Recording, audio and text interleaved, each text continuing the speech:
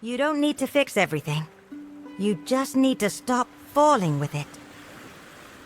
When the world starts to unravel, your relationship ends, your job collapses, your confidence disappears.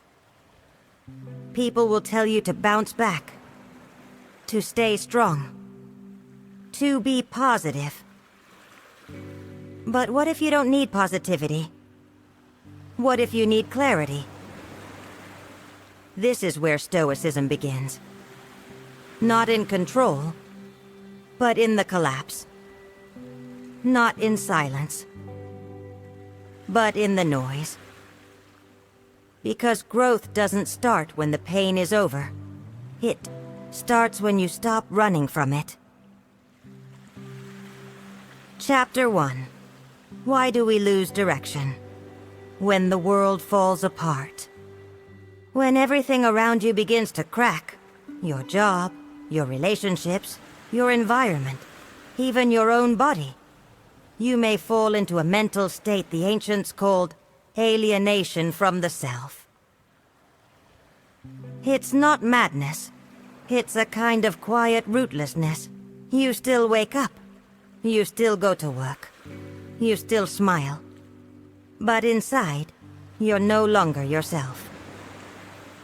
Marcus Aurelius once wrote, "When you are pulled away from reason, you are no longer yourself."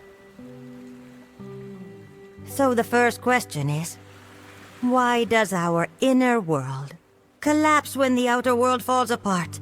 Psychology puts a name to it, but the Stoics lived it first today. Neuroscience can measure how the brain reacts under prolonged instability. When the environment is chaotic, the amygdala, the brain's fear center, becomes hyperactive, pushing the nervous system into a chronic defense state. But more than 2,000 years ago, the Stoics already had a very close awareness. It's not the world that makes us suffer. It's our undisciplined reaction to the world. Epictetus said, "We are not disturbed by what happens, but by our thoughts about it. When your nervous system stops trusting you, in times of crisis, something strange happens. Your body stops trusting you. It no longer believes you can handle the situation. It doesn't believe you have the strength to endure. So instead of remaining calm, it wakes up your primal survival instinct. Your heart races, your hands tremble, your thoughts blur. Science calls this dysregulation, a loss of nervous system balance. The Stoics, long before, already taught. When you lose your inner anchor, everything else collapses with it. So how do we not fall into that spiral? The Stoics never taught us to deny suffering. They never said, just stay positive. They taught us to return to the core. What truly belongs to you? That question, simple, ancient, is the first step to holding yourself together in chaos. You have power over your mind, not outside events. Realize this, and you will find strength. Marcus Aurelius. When was the last time you reacted instead of choosing? How much of your worry comes from the outside? And how much comes from how you receive it? Chapter 2. The Wounded Ego. What psychoanalysis and Stoicism reveal in a collapsing world? It's not pain that destroys you first. It's the wounded ego. The part of you that believes, I don't deserve this. The voice that says, things weren't supposed to go this way. The self that once believed it had control over life. When everything falls apart, it's not your body that breaks first. It's the image you've built of who you think you are. Freud and the Stoics. Both saw the inner resistance. Modern psychoanalysis, starting with Freud, observed something clear.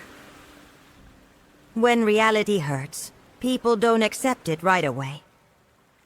Instead, we activate defense mechanisms to temporarily shield the ego. Denial, blame, justification, playing the victim, finding someone to hold responsible. Marcus Aurelius, meanwhile, wrote a single sentence. If it's outside your control, don't let it disturb your peace. Stoicism doesn't complicate. It doesn't psychoanalyze. It simply cuts to the core. Accept what is. No more, no less. No story added. The more you cling to an identity, the more you suffer. If you define yourself as strong, you'll fear weakness. If you see yourself as competent, failure will crush you. If your identity is being right, misunderstanding will break you. The problem isn't failure itself. The problem is your resistance to a part of you that is simply human. Psychology names it. But the Stoics let it go long before today. Psychology calls this kind of collapse an ego death. But the Stoics never needed that term to remain clear-minded. They simply never clung to the ego in the first place. There's nothing to lose if you never claimed it as yours. There's nothing to protect if you never built a tower around it. Marcus wrote, "You are just a soul carrying a corpse. That's not a denial of self. It's the soft release of every role we mistook for who we truly are." Are you hurting because something broke? Or because you believed it wasn't supposed to break? Is there an identity you're still trying to protect? One that no longer fits the reality you're in? Chapter 3. The Stoic Choice. Controlling the inner self. Amid chaos, in a world full of disruption, you cannot control the economy. You cannot control who leaves your life. You cannot control what unexpected thing will hit you tomorrow. But there is one thing, just one, you always have control over. How you respond, how you move. Despite the headwinds, how you answer when you are wounded. How you remain yourself, even when everything around you is changing. Epictetus called this the sovereignty of the inner life. In modern psychology, this is known as the internal locus of control, the belief that control comes from within. Those with a strong internal locus are less prone to depression and stress, even under the same external pressures. But the Stoics didn't need a term for it. They lived it from the beginning. They never believed happiness depended on how pleasant life was. They believed happiness came from living in accordance with reason and virtue, regardless of conditions. The real question isn't, what can I do so this world doesn't hurt me? The question is, what can I still hold on to within myself when the world no longer keeps its promises? Marcus Aurelius didn't write philosophy to teach. He wrote to survive. Through war, loss, betrayal, illness. And he wrote, "The world may collapse, but I will not collapse with it." Psychology confirms this today. The more a person is attached to what lies outside, the easier it is to lose direction. The more a person trains the ability to pause, observe, and choose how to respond, the higher their resilience after trauma. And that is Stoicism. Not the rejection of pain, but the refusal to let pain define you. How much of your mental energy right now is spent trying to control what lies outside of you? And if you stop doing that, what would still be yours to truly master? Chapter 4. Dopamine, Pain, and Self-Control. The modern trap today's world doesn't just exhaust you with chaos. It drains you because you're constantly being pulled. Pulled by news, alerts, images, clips, emails, comments, notifications. Your brain no longer follows a natural rhythm. It is conditioned by something very small, but very powerful. Dopamine. Dopamine is a neurotransmitter linked to rewards, motivation, and the feeling of just one more try. When you scroll through social media, get a message, or receive a like, dopamine is released, and your brain begins to crave that feeling. Modern psychology calls this dopamine hijacking, when the system that drives your motivation is no longer under your control. But Stoicism warned about this long ago.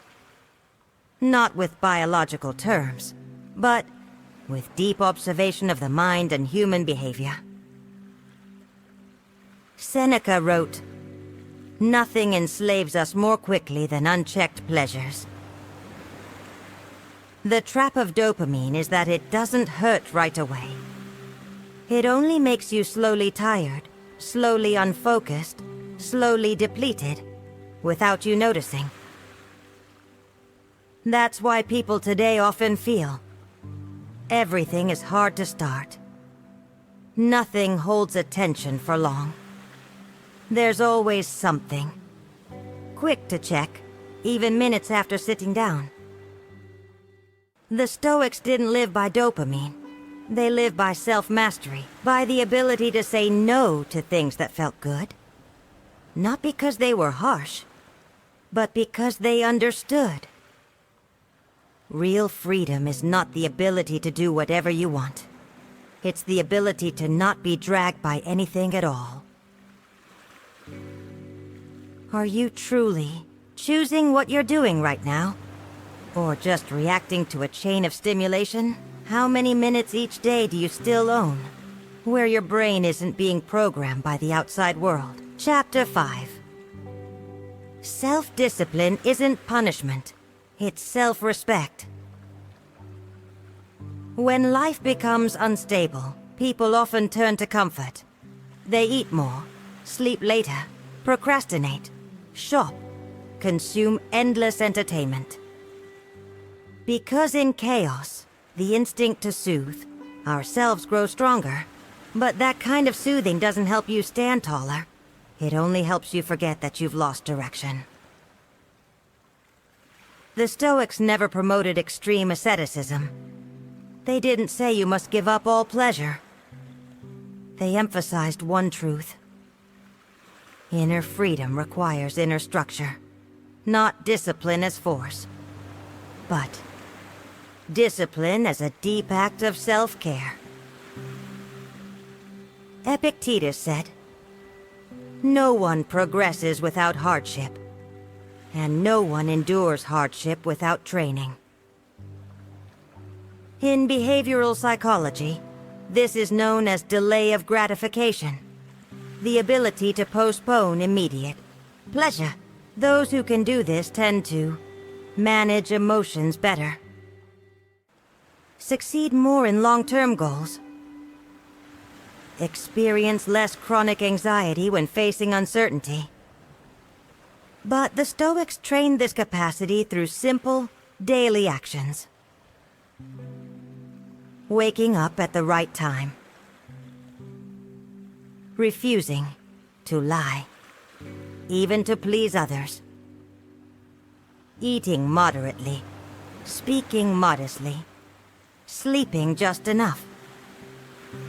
Doing things without being attached to the outcome. Self-discipline is not a rejection of the self. It is an act of love, rightly placed. Not indulging yourself, but sustaining yourself. Not abandoning yourself in weakness, but lifting yourself with meaningful limits. Are you confusing comfort with true restoration? Do you still maintain any personal boundaries, even in the smallest things? Chapter 6. Rebuilding yourself with a Stoic mindset, one step at a time. No one truly gets back up in a day. No one truly recovers with a deep breath or a few inspirational quotes. Recovery is a process, and for the Stoics, it's a process taken, one steady step at a time, quietly, without drama. When life falls apart, most people want to rush toward a solution. They seek courses, read self-help books, write new goals, try to motivate themselves. But Stoics don't run. They pause. Observe, tell the truth to themselves, and begin again, with the smallest thing they can do. Marcus Aurelius didn't write his meditations for others to follow. He wrote them to keep himself from breaking.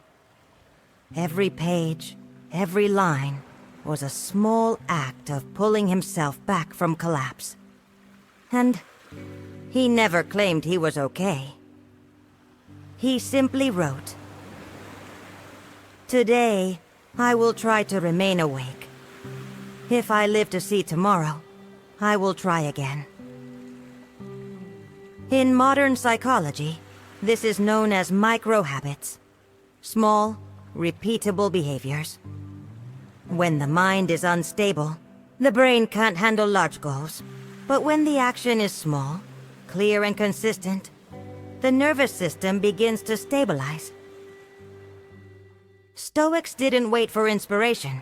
They didn't say, "I need motivation to act." They said, "I act so I won't drift." And step by step, day by day, they rebuilt the person who once felt broken. Are you trying to heal with something grand? Or have you tried beginning again with something small but consistent? Are you running from yourself? Or slowly returning? Chapter 7. Staying awake amid the noise of the crowd.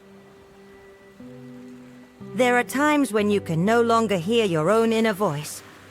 Not because it's gone, but because it's been drowned out by other sounds. Expectations, judgments, media, voices from people who've never lived your life, but still want to tell you how to live it. Stoicism begins with something that seems simple: learning to hear yourself. Not the echo of fear, not the pull of desire, but the calm, reasoned voice deep within, where every wise decision begins. Epictetus once said, "Be careful with the crowd. They don't think. They just react." In psychology, this is called social conformity. The tendency to adapt your behavior to fit in with your surroundings. In times of uncertainty, the fear of being left behind makes people conform even more, even if it means abandoning their personal values. The Stoics saw this early on, and they chose to stand apart. Not to oppose the world, but to remain true to themselves in a world that never stops shifting. Marcus didn't live in the age of social media, but he knew the feeling of being pulled by the crowd, of being shaped by voices outside of him. And he wrote, "Ask yourself each day, is what I'm doing truly mine, or is it what the world expects of me?"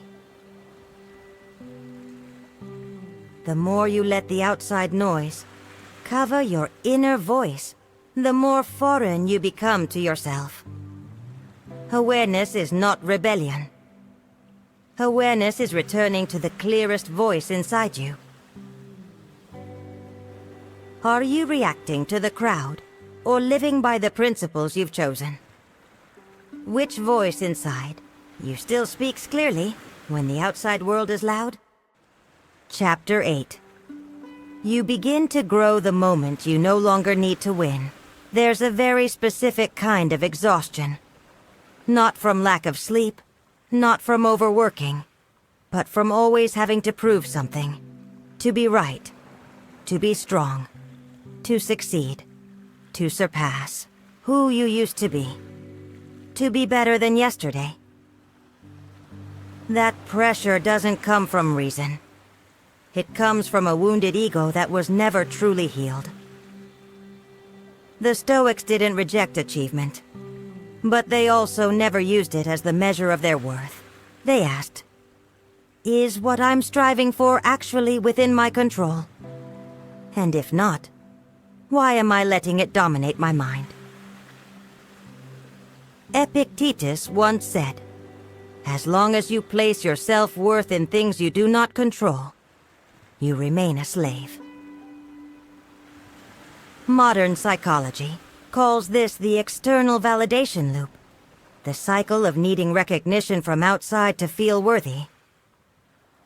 The more you live inside that loop, the more you rely on others' opinions just to feel like you matter.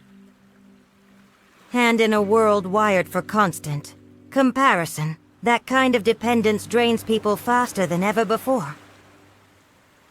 The Stoics chose a different path. They didn't wait for recognition to feel valuable. They already knew where their value came from, in how they lived, in the principles they kept, in their own clarity of mind. Marcus didn't need anyone to declare he was a good emperor. He only needed to be sure. Today I did not betray my own reason. When you no longer need to win to feel worthy, you begin to grow. You stop trading peace for superiority. You stop turning life into a contest. And you start living rightly, even if no one claps. What are you striving for? And is it really in your hands? Could you live even one day without trying to prove anything? Just living true to yourself? Chapter 9. Acceptance is not surrender. It's the beginning. We often confuse two very different states. Giving up and accepting. Giving up is when you stop trying because you've lost all hope. Acceptance is when you stop resisting what you cannot change, so you can start changing what you can. Stoicism builds its moral foundation on something deeply simple: living in accordance with nature. Not just external nature, but the nature of all things. That everything changes, dissolves, ends, and is reborn. Marcus wrote, "Love your fate, not because it is easy, but because it is yours." To a Stoic, acceptance is not passive. It is the most active mental state possible, because it demands you face reality without filters of expectation. Only from that place can right action begin. Modern psychology calls this radical acceptance, facing painful reality without denial, escape, or distortion. Studies show that when people stop resisting reality through anger, denial, or regret, the nervous system begins to settle, see new possibilities, and recover more quickly from crisis. The Stoics didn't run from pain. They didn't pretend things were fine. They looked pain in the face, called it by its name, and asked, "Given everything as it is, what can I do now?" That's not surrender. That's a beginning, from the exact place life has brought you. No more, no less. Are you waiting for something to change before you start living rightly? Or are you ready to begin from exactly where you are? What might happen if you stopped trying to fix reality and chose instead to live rightly within it? Chapter 10. Becoming the Flame Keeper in a Collapsing World. Not everyone has to be strong, but what the world needs now are those who know how to keep the fire alive when everything else grows cold. You don't need to say much. You don't need to stand out.